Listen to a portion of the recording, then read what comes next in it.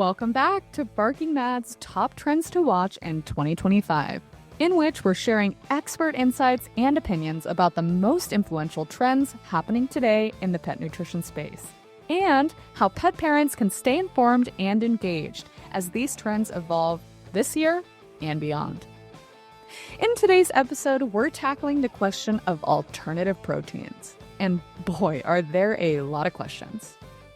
As the world's population grows and our food supply chain remains finite, the need to identify alternative sources of key ingredients like protein has become increasingly apparent, both for people and for our pets.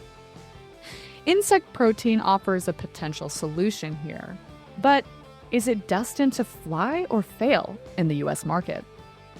Cultured proteins like cultivated and fermented meats are another option. But while great strides are being made in these areas as we speak, there is still work to be done in terms of scalability, pricing, and regulatory approval. Plant-based proteins offer yet another path forward, but following the DCM debacle, many pet parents have a mistrust, whether misplaced or not, toward plant protein-forward diets for their pets. But what about invasive species? These pose a severe problem for waterways in the United States and for biodiversity globally.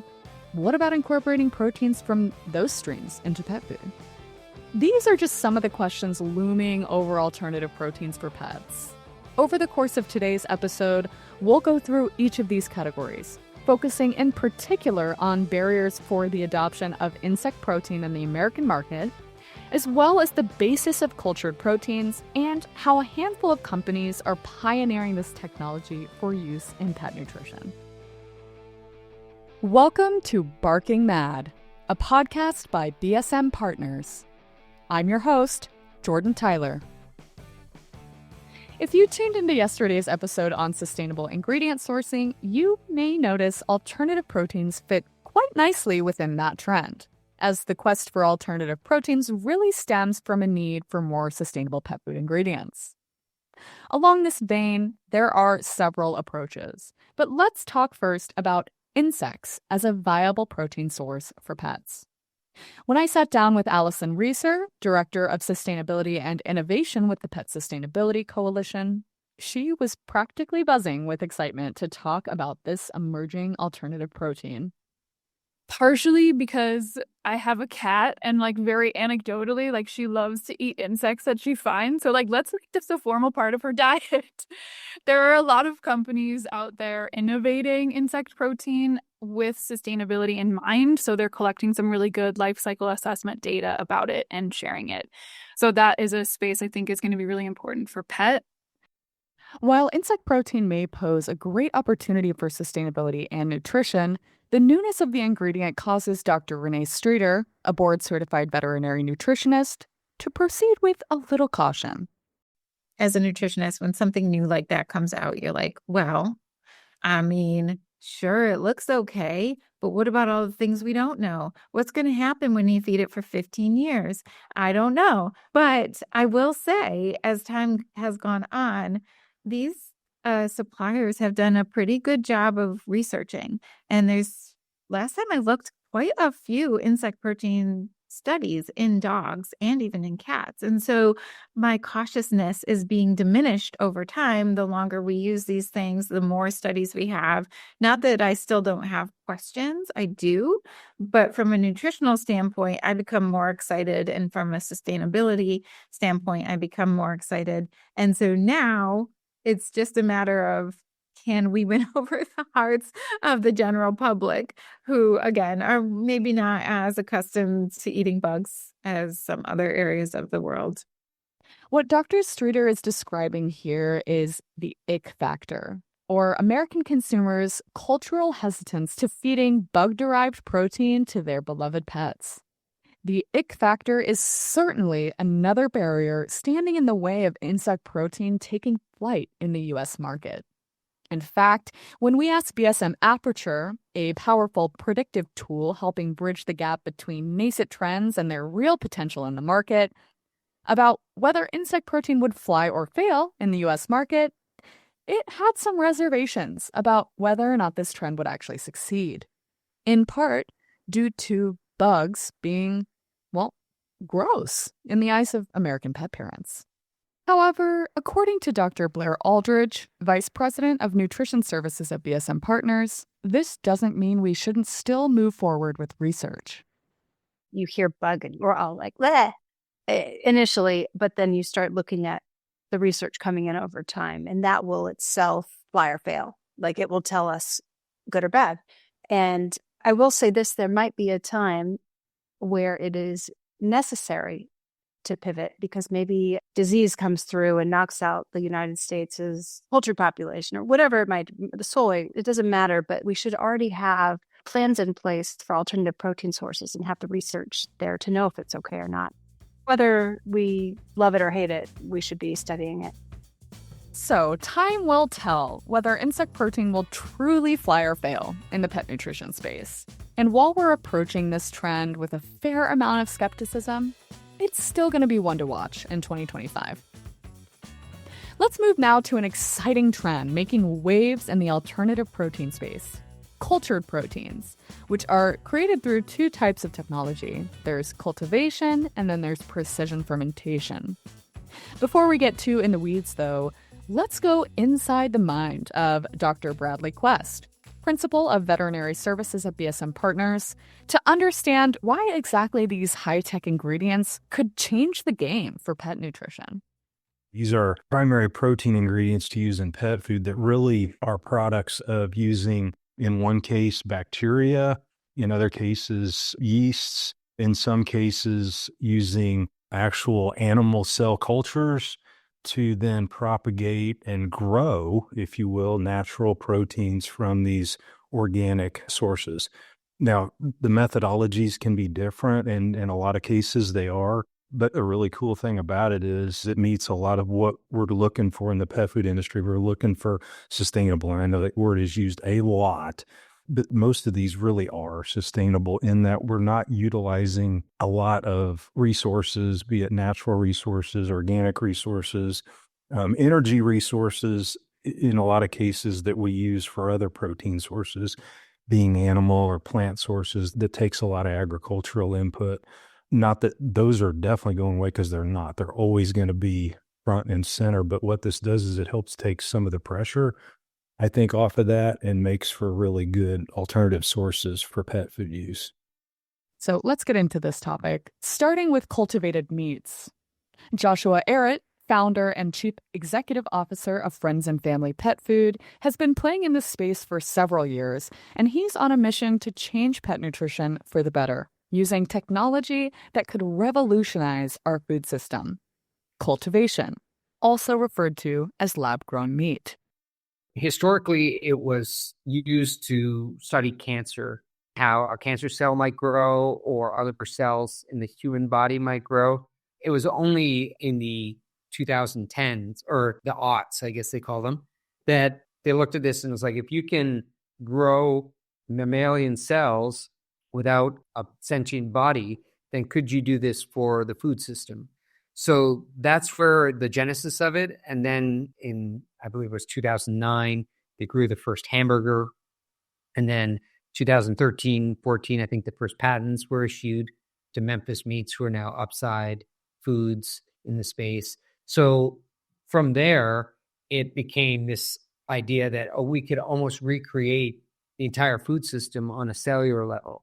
Call it cellular agriculture. And, when you talk about cellular agriculture, you're recreating meat. So it's the entire tissue of the animal. So that's fat, muscle, connective tissue, the whole thing, which includes proteins, everything that comes in meat, fatty acids, etc. You're cultivating everything in the cell and creating the tissue. And there are types of tissue you can create, just fat or just muscle. But generally, when you put it together, you have something akin to meat that most people eat today, including our pets. And as I always say, there's so much more to meat than protein. And if you look at a cat biology and physiology and how it eats and digests, that's perfect evidence of why cats need more than just protein. Okay, so a quick lesson on cultivated protein. Cultivated meat involves extracting muscle cells from a live animal, taken humanely, and then pairing those muscle cells with a quote-unquote culture medium. In other words, a nutrient-rich substance designed to help those cells grow big and strong. Now, in this controlled environment, the cells multiply and begin forming muscle tissue that is cellularly identical to conventional meat. This, according to Josh, presents a world of opportunity, particularly for our pets. Cultivated meat, to me, is the brass ring, the holy grail, whatever you want to say, pet nutrition, because you can make truly unparalleled nutrition out of cultivated meat. You can tune the amino acid profile. You can tune other nutrients in there as well. And my big vision for cultivated meat is to create food for a cat or dog that contains everything that the cat or dog needs. So like all the palatants, all the premix vitamins and minerals can be added and cultivated instead of just thrown in a sort of powder format at the end of the manufacturing process. Even just standardizing what comes in meat that goes into pet food would be a huge advantage. So all these things put together make me really obsessed about cultivated meat for pets. Now, cultivated meat is one approach to cultured protein or cellular agriculture, whereas another is precision fermentation. This is a technology that's been used for decades to produce enzymes for cheese and yogurt production, in pharmaceutical manufacturing, and a whole host of other commercial uses. Bond Pet Foods has been developing its precision fermentation technology for several years, specifically to provide animal-free protein ingredients to key partners across the pet food and animal feed industries, including Hill's Pet Nutrition and agribusiness giant Wilbur Ellis. We sat down with Rich Kellerman, founder and chief executive officer of Bond Pet Foods, to learn a little bit more about what this technology offers. So we are an older Colorado-based company that's working with fermentation to make meat protein like chicken, turkey, and fish without the animal for pet food applications. Our proteins are complete, allowing brands to fully replace their meat meals by products one-to-one in their recipes. It's lean, it's scalable, so the math makes sense from a unit economics standpoint to include it at high inclusion in their formulations. And I think just as important, it's wholly more sustainable and humane compared with meats and animal ingredients that are available in the pet food supply chain today. We're not creating a new way to make ingredients that could have value in the pet or human food supply chain. We're working with a technology that's been around for more than half a century to make everything from enzymes for cheese manufacture to good bacteria for probiotic supplements to vanilla and a host of other ingredients that we're consuming on a daily, weekly, monthly basis. It's just a creative way to employ that same kind of food process to create a different kind of protein and ingredient that could have value for a different audience. While operations like the one at Bond Pet Foods use sugar-fed yeast to develop its fermented proteins, there are other ways to feed a microorganism and encourage it to grow up into a full-fledged protein. For example, Calista, a cellular agriculture company based in Silicon Valley, is using methane to fuel its precision fermentation process. Here's a quick overview from Herman Sloot, Vice President of Commercial Development at Calista. So the very specific characteristic of these bacteria is that they use methane or methanol as a substrate instead of sugar. These bacteria are able to metabolize natural gas and use that natural gas as the energy source for the fermentation. And that is completely different than bacteria that grow on sugar. So one of the first things is, if you want to do fermentation, you need to have a very good control of your biomass, because that determines how the bacteria will grow and how these bacteria can produce then a biomass with a specific protein content. If you don't control your feedstock, you cannot control your fermentation. So you have to make sure that you have a steady supply in terms of quantity, but also in terms of quality of what you get. So we believe that natural gases do both of that. It's crazy to think that bacteria can eat methane and turn it into something us and our pets can benefit from nutritionally.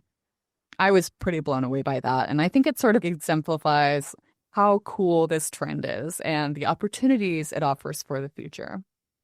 Another cool aspect of the cultured protein movement, both cultivated and fermented, is the ability to fine-tune your inputs to get specific outputs, as noted by Dr. Renee Strader.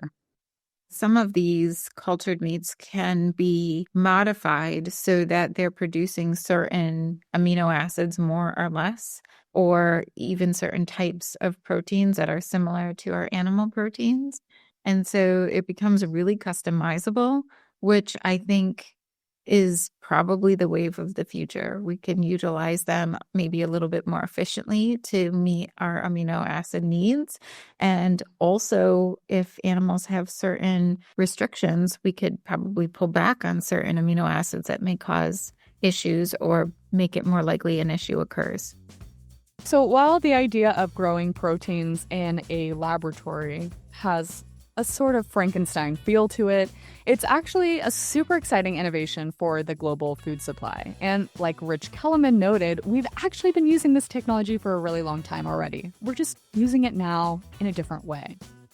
I'm excited to keep up with Josh, Rich, Herman, and others in the space to see how it evolves this year and in the future.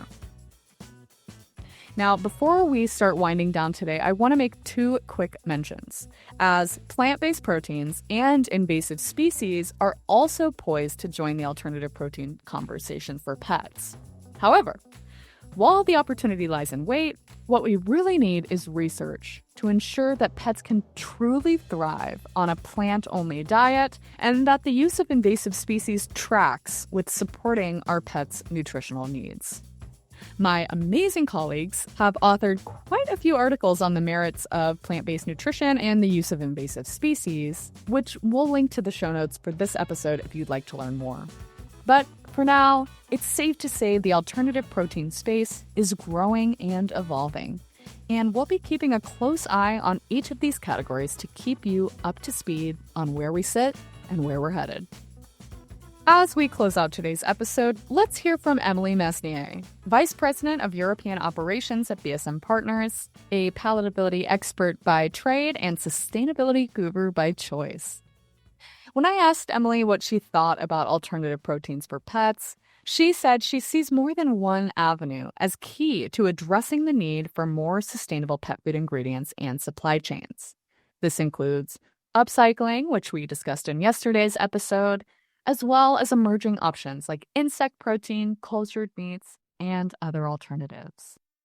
The need for alternative proteins is undeniable, and that translates with significant investments pouring into everything from insect farms, cultured meat facilities, upcycled ingredient, yeast-based, algae-based, non-meat-based type of protein, even climate-resistant and resilient crops. So this excitement stems from the potential of these proteins to offer a more sustainable and more ethical alternative to traditional intensive animal agriculture. So there you have it, our deep dive into the fascinating world of alternative proteins. From insects buzzing with potential, pun intended, to the sci-fi turned reality of cultivated meats and precision fermentation, it's clear that the future of pet nutrition is evolving right before our eyes. Whether you're excited about sustainability benefits of insect protein, intrigued by the customization possibilities that cultured meat offers, or curious about the potential of methane-eating bacteria, alternative proteins are piquing our interest, and advancements in this space will certainly be worth watching in 2025 and in the years to follow. But we're not done yet. Tomorrow, we'll release yet another episode exploring our third trend to watch in 2025, and perhaps my personal favorite, biotic ingredients. Be sure to tune in for a fascinating discussion about how these powerful microorganisms could transform pet health from the inside out. Until then, thank you for tuning in to Barking Mad, a podcast by BSM Partners. If you'd like to learn more about us, please visit our website at www.bsmpartners.com. pet-food.net. Don't forget to subscribe on Spotify or Apple Podcasts. And if you enjoyed today's episode, share it with a fellow pet lover and leave us a review. Lastly, be sure to stay tuned for more insights this week from our Trends 2025 miniseries, as well as future episodes on pet care innovation, sustainability, and other hard-hitting topics you won't want to miss. We'd like to thank our dedicated team in support of this episode: Adamiette Thomas, Neely Bowden, Kate Wright, and Dr. Katie Miller. A special thanks to Leanne Haggerty and Michael Johnson. See you next time!